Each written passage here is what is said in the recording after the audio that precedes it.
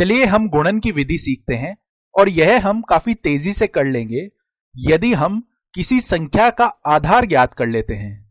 तो यहां पर हम लिख लेते हैं आधार यानी कि बेस का उपयोग करके गुणन। और जब हम आधार का उपयोग करने की बात कर रहे हैं तो हमें उस संख्या के समपूरक यानी कि सप्लीमेंट का उपयोग भी करना पड़ेगा। तो मान लीजिए कि हमारे पास में इस प्रकार से दो संख्याएं हैं 98 और इसके गुणा में है 93। तो इन दोनों संख्याओं का गुणन किस प्रकार से करेंगे हम, चलिए देखते हैं। तो सबसे पहले हम इन दोनों संख्याओं को कुछ इस प्रकार लिख लेंगे। यह हमारा पहला चरण है। इसके पश्चात हम इन दोनों संख्याओं के आधार इस प्रकार छोटे कोष्टक में लिख लेंगे। तो इन दोनों ही संख्याओं का आधार 100 हो जाने वाला है। अब यह एक प्रकार की एक मानसिक गणित प्रक्रिया है यानी कि मेंटल मैथ प्रोसीजर है। इसका अर्थ यह है कि हमेशा हमें इस प्रकार आधार लिखने की जरूरत नहीं है। बस हमारे दिमाग में यह बात रहनी चाहिए कि इन दोनों ही संख्याओं का जो आधार है वह 100 होने वाला है। किंतु हमें यहां से एक बात यह ध्यान रखनी है कि यह विधि तभी कार्य करती है जब दोनों संख्याओं का आधार समान हो। तो इस विधि को उपयोग में लेने से पहले हमें यह सुनिश्चित करना होगा कि दोनों ही संख्याओं का जो आधार है वह एक समान हो। चलिए अब इन संख्याओं के संपूरक हम इन संख्याओं के दाईं ओर लिख लेते हैं। तो पहले तो 98 के लिए संपूरक की बात करेंगे। तो हम जानते हैं संपूरक बराबर में आता है संख्या माइनस में आधार।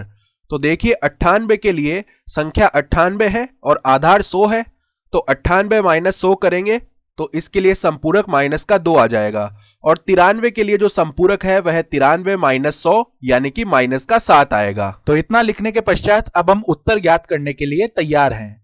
और मुझे यह विधि इसलिए बहुत पसंद है क्योंकि इससे हमें बहुत जल्दी उत्तर मिल जाता है। तो हमें यहां से क्या करना होगा, हम इन दोनों संपूरकों का आपस में गुणन कर लेंगे। यानी कि -7 और -2 का जब आपस में गुणा होगा तब हमें प्लस का 14 मिलेगा। तो इस प्रकार से यहां पर हम 14 लिख लेते हैं और उसके बाद यहां पर इस प्रकार से एक स्लैश लगा देंगे। अब हम एक संख्या तथा दूसरी संख्या के संपूरक का परस्पर युग्म बना देंगे। यानी यहां से हम या तो यह कह सकते हैं 98 - 7 या 93 - 2 और इन दोनों से ही हमें समान परिणाम मिलेगा जो कि है 91। तो यहां पर हम 91 लिख लेते हैं। हमें यहां से यह सुनिश्चित कर लेना है कि यह जो संख्या है यह 2 अंकों की है क्योंकि हमारा जो आधार है वह 100 है।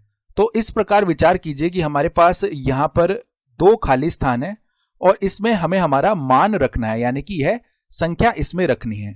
अगर यहां पर 3 अंकों वाली संख्या होती तो एक हासिल जो है वह इस तरफ आगे लग जाती, किंतु यहां पर तो 2 अंकों वाली संख्या है तो कुछ भी हासिल नहीं लगेगी। यानी कि हम कह सकते हैं जो हमारा गुणन है वह आ गया 9114। तो चलिए इसी प्रकार से हम एक और उदाहरण कर लेते हैं। तो चलिए अब हम 105 तथा 113 का परस्पर गुणन कर लेते हैं।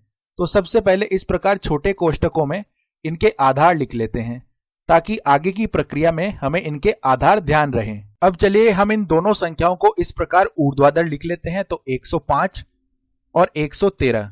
इसके पश्चात हम इन दोनों संख्याओं के लिए संपूरक लिख लेते हैं। तो 105 के लिए संपूरक हो जाएगा 105 माइनस में 100 यानी कि यह 5 बन जाएगा।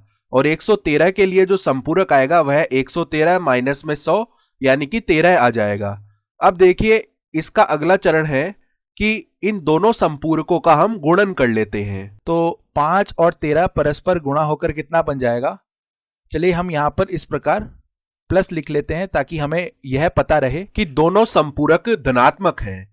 तो यहां पर यदि 5 का गुणन हम 13 के साथ करेंगे तो हमें 65 मिल जाएगा और उसके पश्चात यहां पर एक स्लैश लगा लेते हैं। और अब इन दोनों संक्रियाओं में से कोई एक संक्रिया लगा देंगे। यानी या तो हम 105 प्लस में 13 कर देंगे या हम 113 प्लस में 5 कर देंगे और दोनों से हमें समान ही परिणाम मिलेगा जो कि है 118। तो इस प्रकार यहां पर हम 118 लिख लेते हैं। और अब ध्यान दीजिए जो हमारा आधार है वह हम देख पा रहे हैं 100 है। तो इस प्रकार से हमारा आधार 100 है और जो यहां पर संख्या है वह 2 अंकों की ही है यानी कि 65 में 2 ही तो अंक है, यानी कि यहां पर कोई भी हासिल की स्थिति नहीं है। इसका अर्थ यह है कि जो हमारा गुणनफल है वह 11,865 आ जाएगा सीधा ही, यानी कि यह बन गया 11,865। और यह 105 और 113 का गुणनफल है। तो यहां पर हम लिख लेते हैं 105 गुणा में 113। तो मैं आपसे कहूंगा कि आप कैलकुलेटर या किसी अन्य विधि की सहायता से अपने उत्तर की जांच भी कर लें कि इन दोनों का गुणन 11,865 ही आ रहा है या नहीं। और एक बार आपको फिर से याद दिला दूं कि यह विधि तभी कार्य करेगी जब दोनों संख्याओं का जो आधार है वह समान हो, यानी कि दोनों संख्याओं का आधार यहां से एक समान होना चाहिए। तो चलिए इसी प्रकार से यह एक और उदाहरण देखते हैं। और यहां पर हमें 998 का गुणा करना है 996 से। तो चलिए सबसे पहले इन दोनों संख्याओं के जो करीब के आधार हैं वे हम लिख लेते हैं। तो यहां पर 1000 आ जाएगा, इसी प्रकार से यहां पर भी 1000 आ जाएगा। तो दोनों के आधार समान होने चाहिए और वह 1000 आ रहा है। चलिए हम इन दोनों संख्याओं को ऐसे ऊर्ध्वाधर रूप से लिख लेते हैं। और अब हम इन दोनों संख्याओं के समपूरक यानी कि सप्लीमेंट्स लिखेंगे। तो 998 का जो समपूरक है वह होगा 998 माइनस में 1000। तो यह माइनस का 2 आ जाएगा। तो इस प्रकार से यहां पर -2 लिख लेते हैं। और 996 का जो संपूरक है वह 996 माइनस 1000 यानी कि माइनस का 4 आ जाएगा। और इसके पश्चात हम इन दोनों संपूरकों का आपस में गुणा कर देंगे। तो देखिए -2 गुणा में -4 करेंगे तो हमें यहां से प्लस का 8 मिलेगा। तो हम इस प्रकार से यहां पर 8 लिख देते हैं। अब एक बात याद रखिए कि हमारा आधार 1000 है, तो यहां पर जो संख्या है वह 3 अंकों वाली होनी चाहिए। अब इसे 3 अंकों वाली संख्या के रूप में बनाने के लिए हम इसे 008 के रूप में लिख देते हैं। उसके पश्चात यहां पर हम स्लैश लगा लेंगे। अब या तो हम 998 को -4 में जोड़ सकते हैं या 996 को -2 में जोड़ सकते हैं। दोनों से ही हमें एक ही परिणाम मिल रहा होगा जो कि है 994। तो इस प्रकार से यहां पर हम लिख लेते हैं 994। अर्थात हम कह सकते हैं कि इस स्थिति में जो गुणनफल है 998 और 996 का वह आ जाएगा 9,94,008 के बराबर। अब इस बात का एक दूसरा स्पष्टीकरण भी है कि हम यहां पर 8 के स्थान पर 008 क्यों लिखते हैं। तो आप 2 चरणों पर विचार कीजिए, जिसमें से पहले चरण में हमने इन दोनों संपूरकों का आपस में गुणा किया और दूसरे चरण में पहली संख्या तथा दूसरी संख्या के संपूरक का परस्पर इस प्रकार से युग्म बना दिया। तो इन दोनों चरणों को आप अलग अलग परिणाम मानिए। हम जानते हैं कि 2-3 अंकों वाली संख्याओं का जो गुणन है उसके परिणाम में हमें या तो एक 5 अंकों वाली संख्या मिलेगी या 6 अंकों वाली संख्या मिलेगी। तो जब भी हमारे पास इस प्रकार से बाईं ओर लिखा हुआ यह परिणाम है तो इसको हम इन दोनों संख्याओं के योगफल के रूप में मान सकते हैं। तो यहां पर मानिए 998 माइनस 4 कितना हो जाएगा 994। तो इसको हम लिख लेते हैं, यह है 994। और इसके आगे हम इस प्रकार 3 0 इसलिए लगा रहे हैं ताकि हम इन संपूरकों के गुणनफल को इसमें जोड़ सके। और संपूरकों का गुणनफल है 8।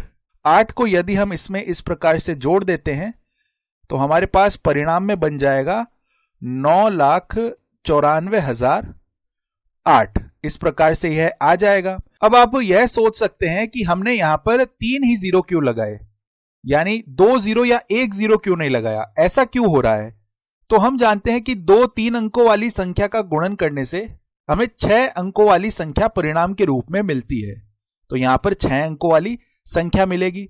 तो देखिए इन 6 अंकों में से जो आधे अंक हैं यानी कि 3 अंक हैं वो हमें इस परिणाम से मिल गए हैं जब हमने इस संख्या तथा इस संपूरक का आपस में योग किया। तो यहां से हमें 994 मिला यानी कि 3 अंक मिल गए और शेष 3 अंकों की जगह हमने 000 लिख दिया। अब जो यहां पर संपूरकों का गुणनफल है उसको हमने इसमें जोड़ दिया तो हमें परिणाम स्वरूप 9,94,008 मिल गया। तो मैं उम्मीद करता हूं कि आपको यह स्पष्टीकरण समझ में आया होगा।